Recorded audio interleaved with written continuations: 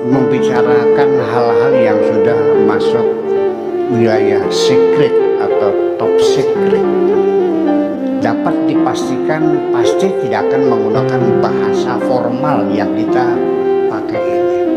Kalau menggunakan bahasa biasa kayak saksi jenal, kayak halal, akhirnya dihukum mati. Itu ini serba sulit, Pak. Kalau kita bilang kenal Allah dibilangnya musyrik, kalau bilang tidak kenal dibilangnya kafir. Jadi gimana nih? Ya serba susah. Ya sudahlah. Falyatallataf walaysirun nabikum ahada, simpan baik-baik dalam dirimu, jangan kau ceritakan kepada siapapun.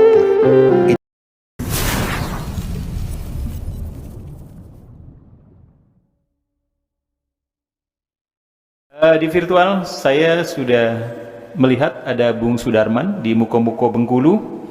Silakan Bung Sudarman atau Ustadz Sudarman, lebih tepatnya begitu, untuk hal yang mau disampaikan pada kali ini. Baik, terima kasih Pak Afkar. Assalamualaikum warahmatullahi wabarakatuh. Buya yang saya hormati, ini menyambung kajian dari yang kemarin juga nih Buya. Dari yang apa telah disampaikan oleh Buya bahwa mengenal Allah ini sebenarnya sangat gamblang sekali bagi yang bisa menangkap, dan ini merupakan rahmat yang paling besar, mungkin lebih dari Lailatul Qadar ini Bu ya, kadarnya seperti itu. Maka sangat merugi sekali bagi orang yang tidak dapat mengenal Allah ini. Nah, di sini saya melihat Bu ya, ada dua menurut saya ada dua versi. Apabila yang pertama adalah membicarakan tentang Allah, yang kedua membicarakan Allah. Apabila membicarakan tentang Allah, tentu berbeda menurut sense of language-nya berbicara tentang Allah. Nah, membicarakan tentang Allah artinya ada jarak antara diri kita dengan Allah, dan biasanya yang saya alami nih Bu ya, malah menambah mumet gitu, menambah tidak paham gitu. Nah, tetapi ini merupakan satu jalan menuju membicarakan Allah, karena membicarakan Allah adalah hakikatnya membicarakan yang ada pada diri kita sendiri, karena dia tidak terpisah dengan kita.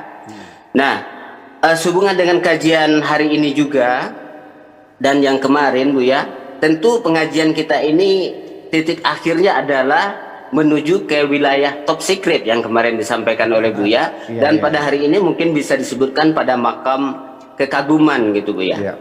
Nah, pada makam ini tentu tidak banyak hal yang bisa dibicarakan karena keterbatasan dari bahasa itu sendiri, dan juga Buya pernah mengatakan lebih baik bocor perut daripada bocor mulut gitu Bu ya. Karena beberapa Syekh yang terdahulu seperti Mansur Al-Halaj, kemudian Syekh Siti Jenar dari kita, karena bocor mulut itu maka akibatnya akan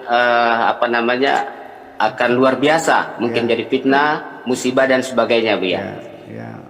Dari manfaat atau efek mengenal Allah ini tentu memperbaiki kualitas hidup kita. Nah, yang jadi pertanyaan ini Bu ya, saya pernah melihat ada kakek saya dan saya menerka bahwa mereka itu sudah sampai kepada makam kekaguman ini dan memasuki wilayah secret. Ini kan tidak bisa dibicarakan Bu ya. Oh iya. Apakah di wilayah ini bagi orang-orang tertentu yang bisa atau sudah mencapai makam ini bisa dibicarakan gitu Bu ya? Tentunya tidak menggunakan bahasa-bahasa yang ada, bahkan bahasa isyarat, tetapi mungkin menggunakan bahasa yang lebih tinggi atau menggunakan tidak lagi menggunakan bahasa, tapi mereka mengerti gitu Bu ya, mengangguk-ngangguk kadang, oh ya, begitu, tapi mereka menyambung gitu Bu ya. Apakah bisa seperti itu Bu ya? Terima kasih. Assalamualaikum warahmatullahi wabarakatuh. Waalaikumsalam warahmatullahi wabarakatuh.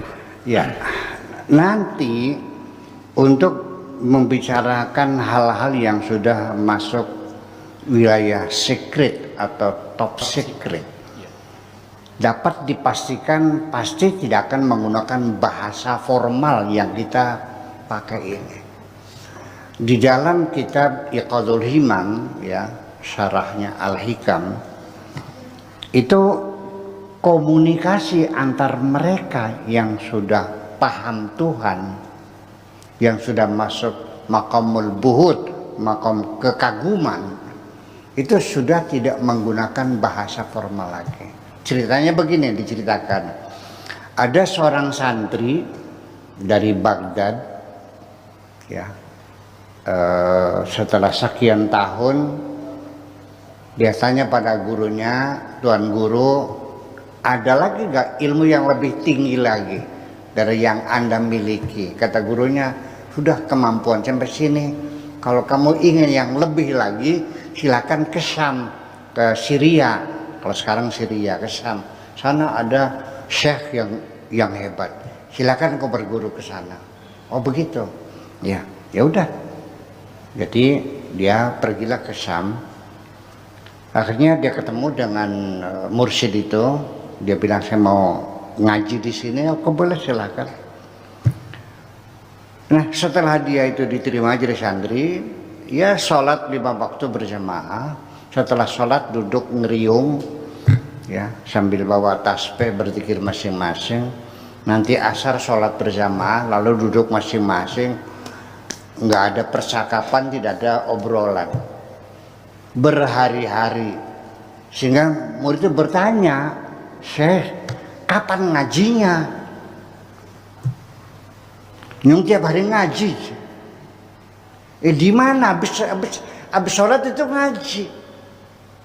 Ngaji apa? Nah, akhirnya si guru tadi bertanya kepada selimutnya, tadi siang kita ngaji apa? Ngaji balaghah. Apa yang diterangkan? Bab isti'arah. Ada yang bertanya? Enggak ada yang temennya. Bagaimana jawaban saya? Jadi artinya bahwa percakapan antar mereka sudah maqamul buhut, itu sudah tidak menggunakan bahasa formal lagi. Ya, sudah bahasanya bahasa gelombang, ya. Jadi sesungguhnya pemahaman bahasa gelombang itu begini. Ini saya pernah mengalami sendiri. Tapi nggak usah dianalisa ya. Bahwa setelah 40 hari saya berkholwat di hutan, saya pulang ke rumah ibu di Tulungagung. 40 hari mata saya tidak melihat kemaksiatan, telinga saya tidak mendengarkan kemaksiatan, mulut saya tidak mengatakan kata-kata maksiat, tangan saya 40 hari. Di tengah saya duduk di depan rumah, ada nenek perempuan parubaya itu, sambil gendong tangan berjalan sambil ngedumel di dalam hatinya, mencaci maki suaminya. Dulu mah lagi melarat, kamu tuh mau saya kayak sayang-sayangnya seperti ini. Sekarang setelah kaya kamu cari perawan lagi, begitu ngomongnya. Saya tertawa sendiri. Oh, ada aja. Kayak tersadar, kok jadi saya jadi begini. Jadi artinya ini ketika kita dalam kesucian, ya pasti sementara ya. Saya sehari 2 hari, setelah itu saya banyak maksiat lagi kok. Setelah itu saya banyak maksiat lagi, dipastikan banyak maksiat lagi. Begitu saya di tengah masyarakat, dipastikan banyak maksiat lagi. Hanya sebentar kok, hanya sehari 2 hari, setelah itu hilang lagi. Kemampuan untuk mendengarkan gelombang itu hilang lagi. Hanya sehari 2 hari kok. Artinya kok kalau begitu, apa yang dikatakan orang di dalam hatinya itu mengeluarkan gelombang, dan gelombang itu bisa ditangkap oleh kita. Nah, itulah makanya untuk makam-makam yang sudah top secret itu sudah tidak menggunakan bahasa biasa. Kalau menggunakan bahasa biasa kayak Syekh Siti Jenar, kayak Halaj, akhirnya dihukum mati. Itu ini serba sulit, Pak. Kalau kita bilang kenal Allah dibilangnya musyrik, kalau bilang tidak kenal dibilangnya kafir. Jadi gimana nih? Ya serba susah. Ya sudahlah. Falyatalataf wala yusyirun nabikum ahada. Simpan baik-baik dalam dirimu, jangan kau ceritakan kepada siapapun. Itu saja pesan saya. Mudah-mudahan kita mendapat keberkahan semuanya. Amin.